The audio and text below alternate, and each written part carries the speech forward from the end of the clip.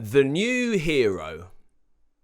Bertie raised his sword, his hand shaking in fear, making his armour clank. The great beast lie ahead, towering over him with shimmering scales and sulphurous soot. It was time to make his move, but in his terror, could he move at all? That's still to come. Let's find out more about where we are, shall we? We are in Inerthia, a realm that has had its fair share of evil wizards, scary beasts, and marauding bog trolls. And as a result, it always had a very special fighter ready to lead the charges. Sir Frolic Freemantle was the name of the current chief knight, head hero, and protector of the realm. Before him had been Silius Swoon, before him Lady Betty Buffoon, and before her hundreds of noble, fearless fighters who kept the city safe and free from harm and bog trolls. Except Sir Frolic Freemantle had been in the job for over 50 years, so as you can imagine, he was getting on a bit and was running rather low on frolics, and so the time had come to find a new hero to look after the realm. The High Chancellor made a grand proclamation. In line with tradition, all noble folk will have their names put into the Chalice of Fortune, and I shall pick but 3 contenders. Each will be set a unique challenge. Well, you can imagine how exciting that was for all the noble folk, locals, nobles alike. A huge crowd gathered on the day as all the nobles processed into the castle. Then the Chancellor grandly chose the first name from the chalice. Lord Vainglory Von Snoot. Well, this was no surprise. He was the most handsome knight of them all, and didn't he know it? Still, he looked good on the posters and presumably could wield a sword if a particularly stubborn bog troll should appear. There was a drum roll. Lady Brawnella Musclemore. A cheer went up. There was no denying that Lady Brawnella could see off a bog troll. She looked a bit like one, as she was twice as tall as anyone else, with muscles the size of bowling balls. A fearsome opponent to any intruder to the city indeed. You could have heard a pin drop before the final name was chosen. The nobles held their breath, and then... The final contender is Bertie Bumblington. A puzzled chatter went around the courtyard. Bertie who? No one was more surprised than Bertie. He was a small boy who could trip over his own feet even if he was standing still and walk into things that weren't there. And noble? Surely not. Noble? Me? Surely not, he said in a trembling voice. I'm afraid so. Your great-great-great-great-great-grandmother, once removed on your father's side, was 4th cousin to Strongarm McPump, protector of the realm. Let me see. Over 500 years ago, yes, it's all there. So that was that. Knees knocking, he took his place alongside the others to hear what his challenge would be. Lord Vainglory, you will be sent to vanquish the sorceress on the high plains. A cheer went up. The sorceress had turned the high plains to winter, and the villagers were fed up of it. Lady Brawnella, you will be sent to broker peace with the Minimal. They plan to take their filigree farms out of the realm, and without it we shall lose many riches. Another cheer went up. One look at Brawnella, and you'd agree with whatever she said, surely. And you, Bertie Bumblington, you will capture the Dragon Nightfire, currently terrifying peaceable folk in the lowlands. Oh, fluff, whispered Bertie. Why did I get the dragon? I mean, look at me, he pleaded. But that was that. And with cheers and fanfares, the nobles were processed out of the castle to begin their challenges. Bertie finally managed to get his horse tacked up, and after a few attempts, managed to get on its back. Then he got off and got back on, so he was facing the right way. Looking at the map, he was quite confused that the land had become desert overnight, until he realised that it was not only upside down but back to front. Not the best start, Bertie. So, still terrified, knees still knocking, off he went to fulfill his fate. Once in the lowlands, he slowly approached the dragon's lair. He could hear a low rumble and smelt sulphur, and sure enough, there was the dragon sleeping and snoring outside his cave. He tried to approach silently, but his armour was a bit too big, and the clanking roused the beast. With a snarl, it awoke and prowled towards Bertie. His helmet askew, Bertie charged towards Nightfire with a war cry that quickly turned into a yelp as he tripped over a rock and tumbled headfirst into a mud puddle. His sword flew from his hand, landing in a nearby bush.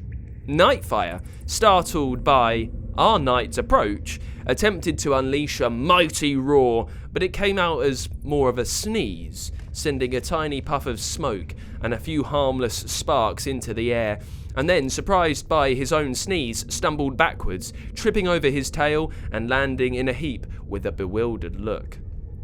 Both knight and dragon scrambled to their feet, each eyeing the other with a mix of fear and confusion. Bertie attempted to retrieve his sword, only to get tangled in the bush, his armour still clanking noisily. Nightfire, trying to appear more intimidating, attempted to spread his wings, but they knocked over a nearby tree, which landed with a thud between them, causing them both to jump in surprise. And so it went on. Bertie's visor kept falling over his eyes, and Nightfire's tail got stuck in a tree, requiring him to awkwardly wriggle free. It was hopeless. Finally, in a moment of shared exasperation, they both paused. Bertie, panting and mud-splattered, looked at Nightfire, who was equally dishevelled and had a leaf stuck to his snout. Bertie started to chuckle, which grew, and Nightfire, seeing the funny side, joined in with a rumbling, almost musical dragon laugh. They both sat down on the grass, laughing so hard they had tears in their eyes. They were as clumsy as each other. "Well, this is rather silly, isn't it?"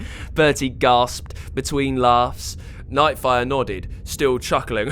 "I never wanted to fight anyway. I'm more of a nap in the sun kind of dragon." "Truce?" Bertie extended his hand, still laughing. "Truce," Nightfire agreed, carefully shaking the knight's hand with a claw. "You seem about as interested in fighting as I do." "I mean, I can if I have to," yawned the dragon. "It just all seems a bit too much like hard work." "So why is everyone afraid of you?"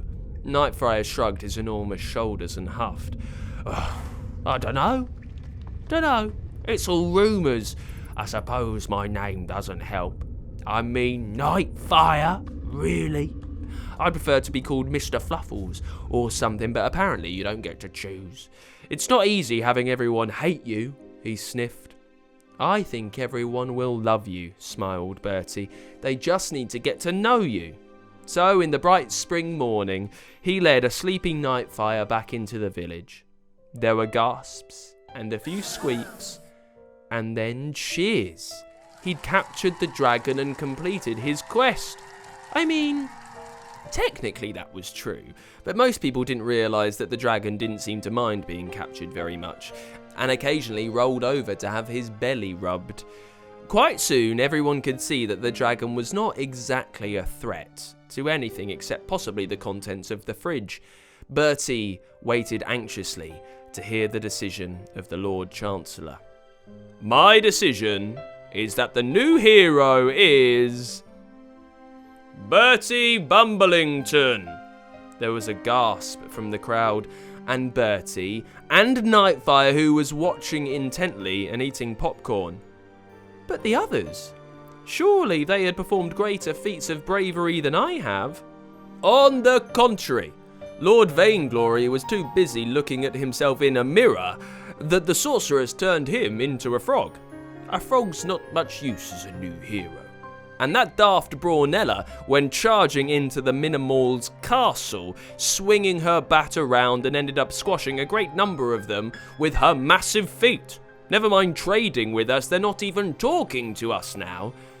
Oh, said Bertie. But you, Bertie, you showed great courage.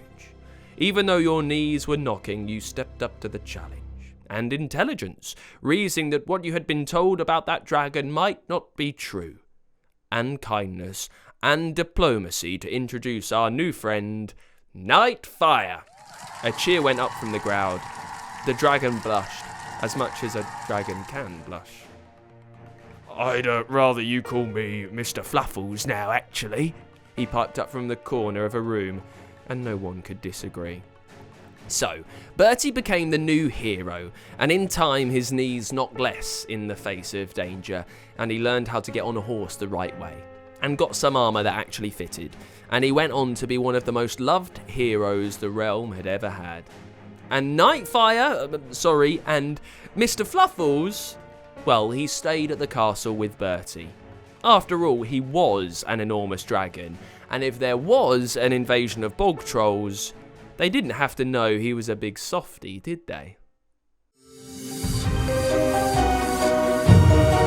Thank you to Joseph, who came up with our title, The New Hero, and a brilliant character in Nightfire the Dragon. If you have anyone you would love to see in a future story, make sure you use the StoryQuest character creator over at funkidslive.com. And let's go and chat to our story master this week, shall we? It's Joseph. Joseph, you are our story master this week with The New Hero, which opens up so many avenues, right? Why did you want a story called The New Hero? I just really liked Marvel characters when I sent it in, so I was like, I need to create a new superhero. I think I can do better than these Marvel characters. Yeah, that's a good idea, that you could do better. So, if I say to you, Joseph, invent a new hero for me, something that's never been created before, what would you want? What would you say? I'd probably say, give me a pen and pencil and some paper, and I will draw it. But a hero's got to have powers, really, right? So what power can this new hero have of yours? It will probably have a bunch of powers, like a few. So like probably flying, because every good hero has flying powers. Maybe like magical like staff or something that can like fire like bolts of something that can freeze people into ice. Wow, so flying, freezing superhero. Well, listen, Joseph, I've really loved chatting about the new hero, all those powers. Keep it up. Thank you so much for being our story master this week. Thank you. Got an idea for a story? Tell us the title at funkidslive.com/storyquest, and we could bring your story to life. For a new story each week, make sure you hit subscribe or follow so you don't miss a single episode.